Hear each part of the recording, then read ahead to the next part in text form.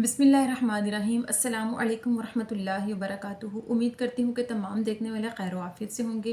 اللہ تعالیٰ کی رحمتوں کے سائے میں ہوں گے۔ تو میرا عنوان احادیث نبی صلی اللہ علیہ وآلہ وسلم، موضوع ہے صلح کا بیان، جس کا حوالہ بخاری شریف کی کتاب۔ تو آج کی حدیث ہے کہ صحابیہ حضرت ام کلثوم بیان کرتی ہیں کہ رسول اللہ صلی اللہ علیہ وآلہ وسلم نے ارشاد فرمایا کہ جھوٹا وہ شخص نہیں جو لوگوں کے درمیان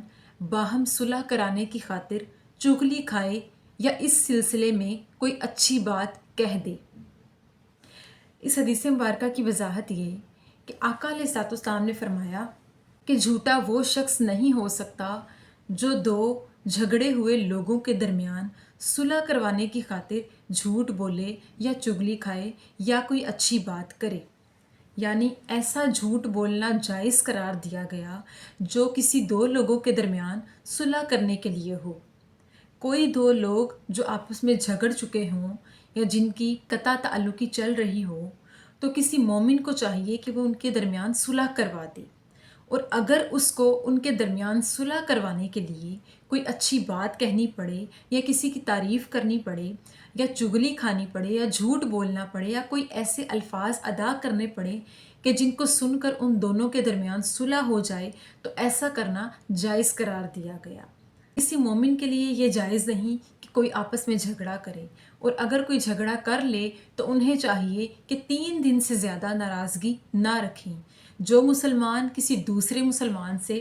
3 دن سے زیادہ تک ناراض رہتا ہے وہ کفر میں داخل ہو جاتا ہے اور اللہ تعالیٰ اس شخص سے ناراض ہو جاتا ہے۔ اور جو کوئی شخص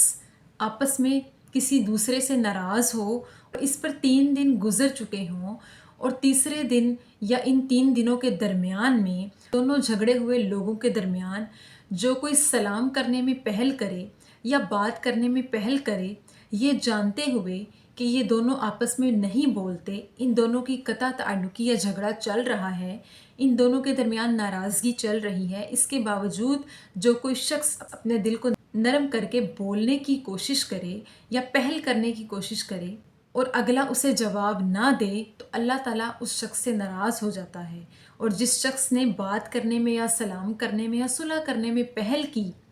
تو اللہ تعالیٰ اس شخص سے راضی ہو جاتا ہے، اور ایسے شخص کے لیے کہا گیا کہ تم میں سے بہتر وہ ہے جو صلح کرنے میں یا سلام کرنے میں پہل کرے۔ تو کوئی بھی شخص اگر کسی کو دیکھے کہ دو لوگ آپس میں ناراض ہیں اور دیکھنے والے کو چاہیے کہ وہ ان کی صلح کروا دے، اور صلح کروانے کی خاطر خواہ اسے جھوٹ ہی کیوں نہ بولنا پڑے، خواہ اسے کوئی ایسے الفاظ ہی کیوں نہ ادا کرنے پڑیں کہ جس کی وجہ سے ان کے درمیان صلح ہو جائے، وہ دونوں آپس میں راضی ہو جائیں، تو ایسا عمل اس کے لیے کرنا جائز ہے۔ اور بے شک اس عمل سے اللہ تعالیٰ راضی ہوتا ہے، اور بے شک تمام اعمال میں مومنین کے لیے سب سے اچھا کہ دو لوگوں کے درمیان صلح کروا دینا۔ قرآن پاک کی ایک آیت مبارکہ میں ہے کہ 2 گروہوں کے درمیان صلح کروا دینے والا بہترین انسان ہے۔ یعنی اس آیت کے ترجمے کا مفہوم یہ ہے کہ 2 گروہ جو آپس میں جھگڑ پڑیں تو مومنین کو چاہیے کہ وہ ان کے درمیان صلح کروا دیں، یعنی اللہ تعالیٰ نے صلح کا حکم دیا۔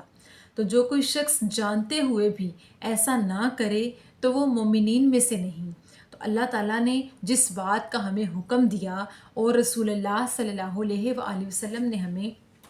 جس بات کی تلقین اور نصیحت کی، ہمیں اس نصیحت پر پورا اترنا چاہیے۔ ہمیں چاہیے کہ ہم مومن ہونے کا تقاضا کرتے ہوئے کسی سے نہ جھگڑیں، اور اگر کسی سے ناراضگی، قطع تعلقی یا جھگڑا اختیار کر لیں تو ہمیں چاہیے کہ 3 دن کے اندر اندر اپنی ناراضگی، غصہ، جھگڑا ختم کر دیں۔ تو اللہ تعالیٰ سے دعا ہے کہ اللہ پاک ہمیں اعمال صالحہ کرنے کی توفیق عطا فرمائے، لڑنے جھگڑنے، قطع تعلقی اور ناراضگی اختیار کرنے سے محفوظ فرمائے۔ آمین ثم آمین۔ شکریہ۔